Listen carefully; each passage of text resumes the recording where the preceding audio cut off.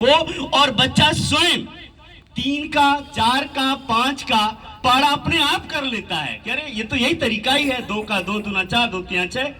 तो इसका मतलब कि हमने बच्चे को जो हमने नॉलेज दिया था, जो ज्ञान दिया था, उसमें समझ भी विकसित हो गई।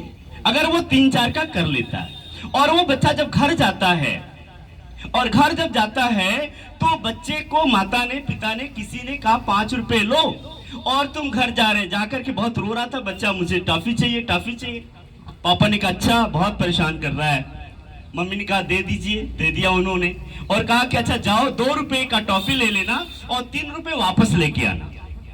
और अगर वो बच्चा जाकर के 2 रुपए की टॉफी लेता और वास्तव में 3 रुपए वापस लेके आता है, तो इसका मतलब कि जो हमने बच्चे को नॉलेज कराया था, जो अंडरस्टैंडिंग आई थी, उसमें स्किल भी डेवलप हो गया, यानी कौशल का विकास हो गया है। यह है क्वालिटी। तो जब भी आप किसी क्लास में जाए, मेरा अपना मानना है कि यही है क्वालिटी और इसी के लिए हम लोग शिक्षक बने हैं, इसी के लिए हम लोग शिक्षक बने हैं। तो जब भी आप कोई क्लास पढ़ाएं तो ये जरूर देखें कि बच्चे के अंदर जो नॉलेज हुआ है उसमें अंडरस्टैंडिंग आई कि नहीं और उसमें स्किल डेवलप हुआ का नहीं। क्योंकि स्किल डेवलप तो विद्यालय और परिवेश को, गांव के कोई भी परिवेश उसको जोड़ने से पैदा होती है, सिर्फ स्कूलों में नहीं होती। तो ये तीनों चीजें मिलाकर के मुझे लगता है कि बच्चों को बदल सकते हैं। क्योंकि निश्चित रूप से टीचर सेकेंड माता पिता है, हमारी भूमिका बहुत बड़ी होती है।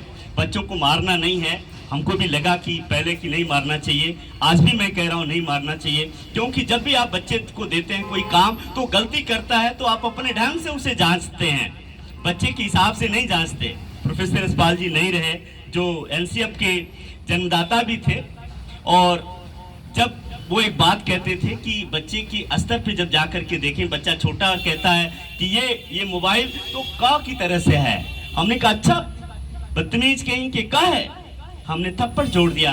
पर बच्चे के स्तर पे जब उतरेंगे तो बच्चे की समझ तो यही थी कि क ऐसे ही होता है, पर वो कहना तो क की तरह से ही चाहता था, पर वो नहीं कह पा रहा है। इसीलिए माना गया था कि बच्चे की कोई गलती नहीं होती है, इसमें उसकी समझ का मामला होता है। इसलिए मित्रों, मैं आप सबसे सिर्फ इतनी बातें, आपको लगेगा कि तो ज्ञान देने लगे, नहीं, इसे व्यवहार में उतार सकते हैं। मैंने कोशिश किया है, मुझे उम्मीद है कि आप भी उतारेंगे और कुछ नया करेंगे। हम लोग पैदा हुए हैं तो मात्र 70-80 साल जिंदगी का क्या फर्क पड़ता है भाई। जिसने खाया वो भी मरा, जिसने जीने के लिए खाया वो भी मरा, जो मरने के लिए खाया वो भी मरा, जो ऐसो आराम के लिए खाया वो भी मरा, जो झोपड़ी और जाकर के नाली में गिरा है वो भी मरा। कोई है क्या जो बच गया? आपकी जिंदगी 70 से 80 साल, चलिए 90 साल मान लें। देखिए अगर 90 साल के बाद है तो किसी लायक नहीं है, ऐसे लोगों को कोई फर्क नहीं पड़ता। मेरा तो अपना मानना है। हम तो वो शख्स हैं जो कोविड में 5 लोगों को एक साथ खोया। एक बड़ा भाई जो आईएएस थे हमारे, ये भी नहीं कि छोटा मोटा। दूसरे हमारे राइटर थे, बड़े राइटर एसके पंजम, पिताजी, माताजी, एक भतीजा 31 साल की उम्र में सब चले गए, सब छोड़ के चले गए। मैं इसलिए शेयर कर रहा हूं कि आपके पास बहुत पैसा होगा, बेईमानी की जरूरत नहीं, ईमानदारी से कम झूठ बोलिए, अधिक से अधिक ईमानदार रहिए, तो एक बेहतर समाज बनेगा। वो इसलिए ये सारी बातें कह रहा हूं कि समाज को बदलना हम ही लोगों की जिम्मेदारी है और खासकर टीचर्स की है। मैं इन सारी बातों के साथ कि आप विद्यालय अच्छे बना सकते हैं, सिर्फ सुंदरता से नहीं, उसमें कल्चर डेवलप करने की जरूरत है, एक संस्कृति बनाने की जरूरत है कि जब आप जिस भी स्कूल में पढ़ाते हैं तो उसमें से जब बच्चा निकले तो कह रहे ये तो इस विद्यालय का बच्चा है, अरे तो इस विद्यालय का बच्चा हो सकता है। और ये कौन बच्चा हो सकता है?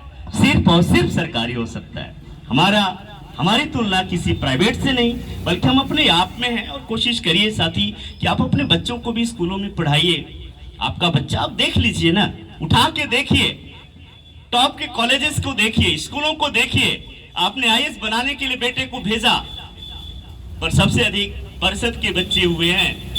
एग्जाम्पल तो आप देखिए, कभी उठाना चाहिए, आंकड़े भी उठाने चाहिए।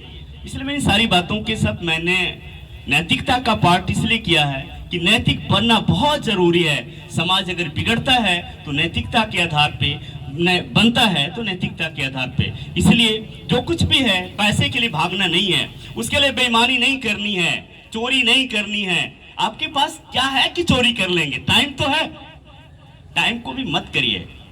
और मैं वही धरौली है। अब मैं जाता हूँ तो लोग मेरी गाड़ियों का नमस्ते करते हैं। मैं जब जाता हूँ तो मैं देखता ही नहीं और पता चला लोगों के हाथ उठ जाते हैं। ये चीज अच्छा लगता है। आप भी हैं एक शिक्षक के रूप में, और हमने विश्वास पैदा किया। हम लोगों ने अभिभावकों का विश्वास जीता है, समाज का जीता है, क्योंकि समाज बड़े उद्देश्यों के साथ, बड़े ख्वाबों के साथ हम लोगों के साथ शेयर करता है।